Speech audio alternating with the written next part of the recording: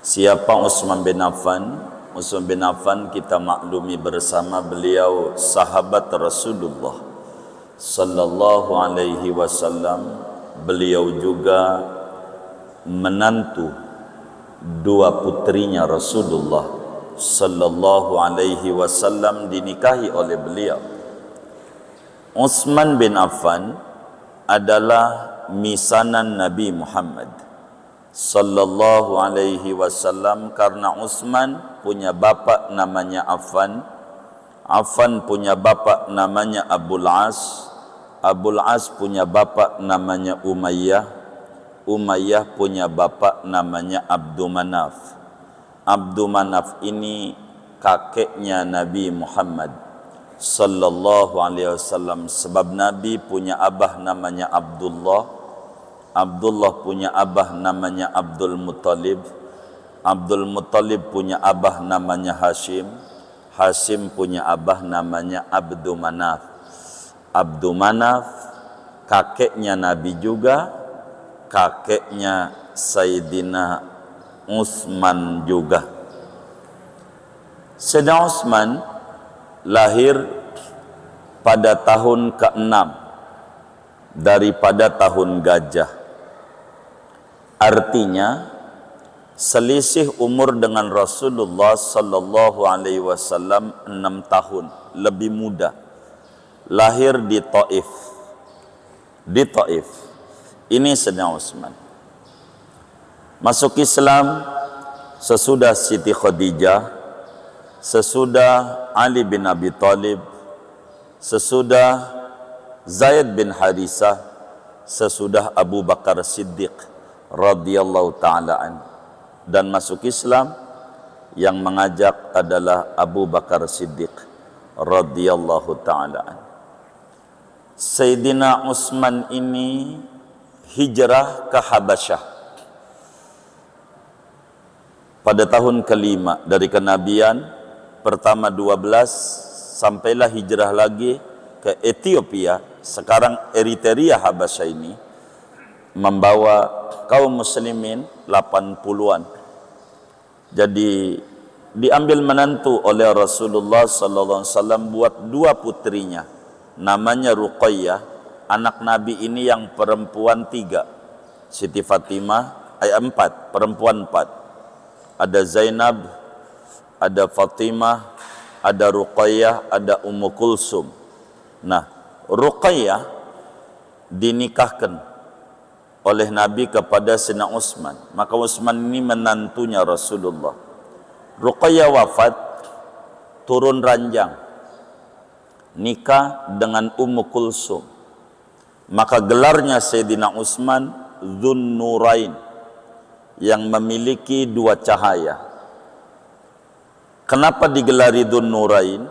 Di dalam kitab Nurul Absar fi manaqibi ali baitin Nabil Mukhtar dijelaskan, tidak ada seorang manusia pun sejak zaman Nabi Adam alaihissalam menikah sampailah umat akhir zaman menikah dengan 2 putri seorang Nabi, 2 selain Sayyidina Utsman bin Affan.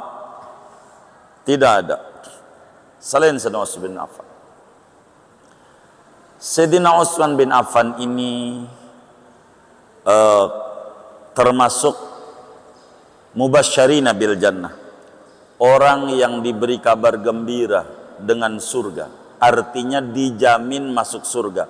Dari 10 orang yang Nabi menyampaikan, Abu Bakar masuk surga, Umar masuk surga, Utsman bin Affan masuk surga, Ali bin Abi Thalib masuk surga, Zubair bin Awam masuk surga, Abu Ubaidah, Amir bin Jarrah masuk surga, Sa'ad bin Abi Waqqas masuk surga. Kata Nabi, Sa'id bin Zaid, Abdurrahman bin Auf, Talha bin Ubaidillah, 10 sekaligus Nabi bilang, ini orang dijamin oleh Allah pasti masuk surga. Kalau kita orangnya dikata si fulan surga, itu kerjaannya tidur mulu. Kalau kita udah surga begitu. Ini sahabat mengerti kalau dikata surga itu bukannya makin kendor ibadahnya, tapi makin kencang faham dengan kalamnya Rasulullah sallallahu alaihi wasallam. Sayyidina Utsman ini kaya raya, duitnya banyak, membiayai para sahabat ketika mengalami kesulitan. Beliau banyak berderma, menjadi donatur luar biasa.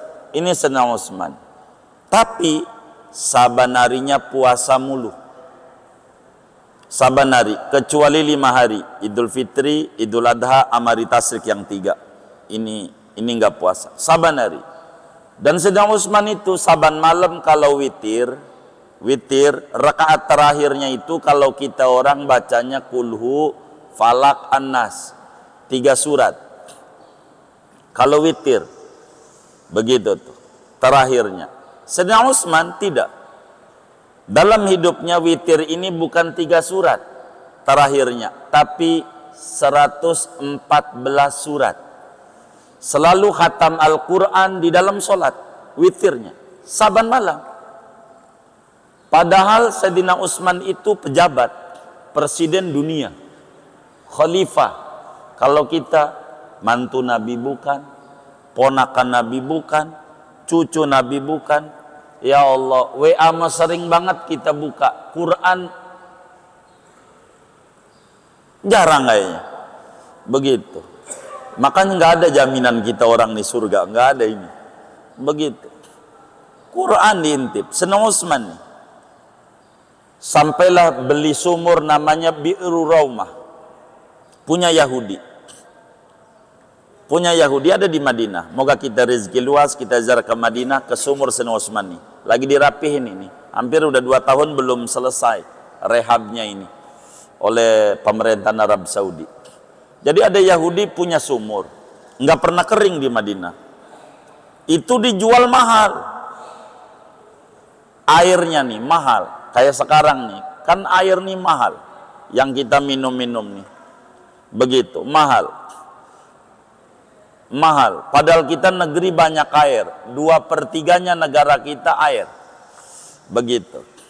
2/3 negara kita. Tapi air mahal. Arab Saudi negeri sulit air. Makanya ada 2 menteri ketemu, dua-duanya tepok jidat. Stres.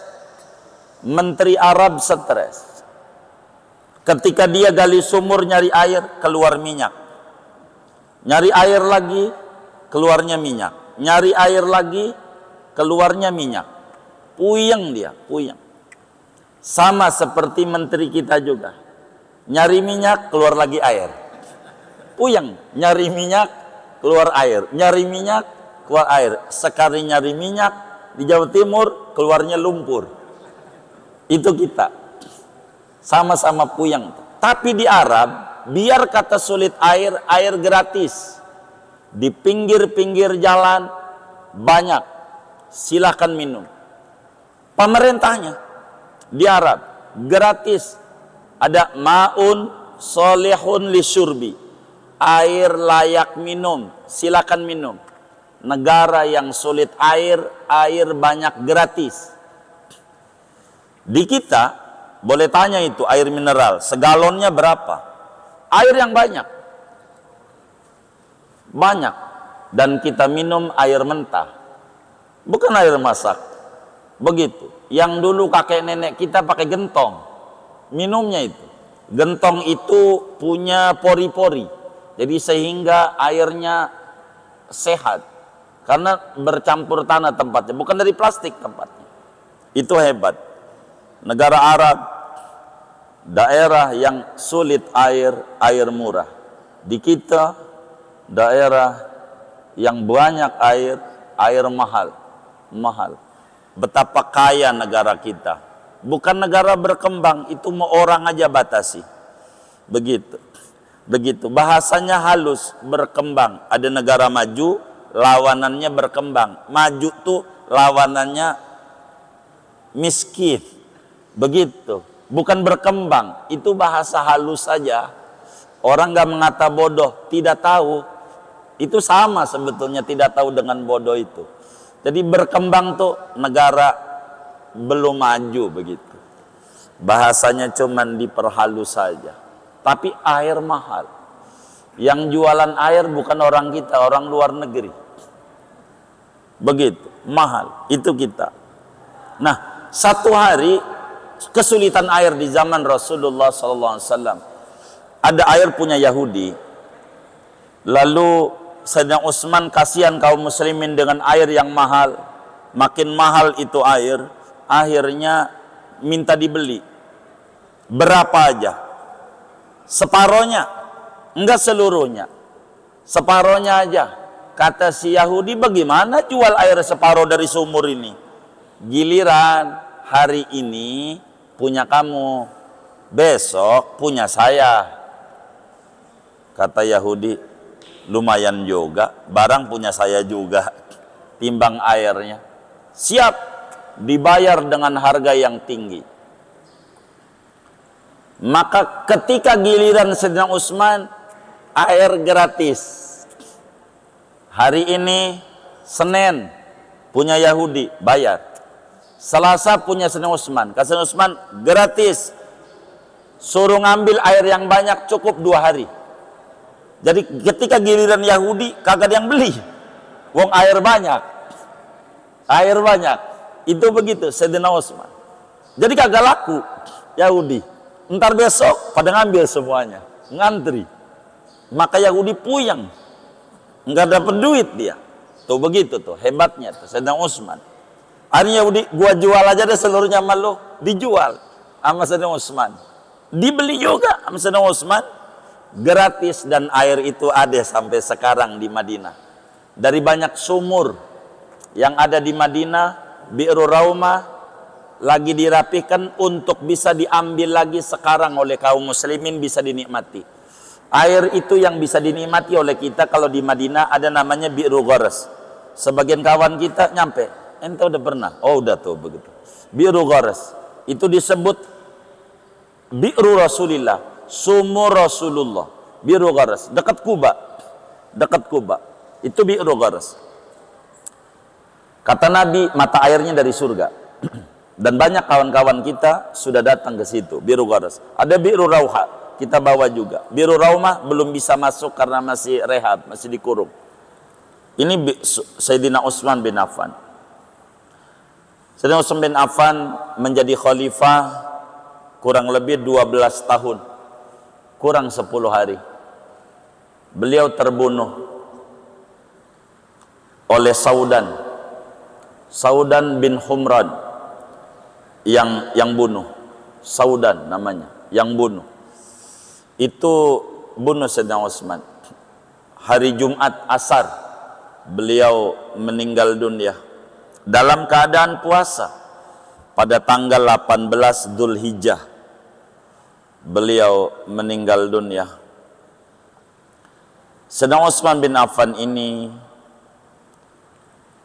meriwayatkan hadis tidak banyak, 146 hadis beliau, dan meninggal pada tahun 35 Hijriah dalam usia 82 tahun.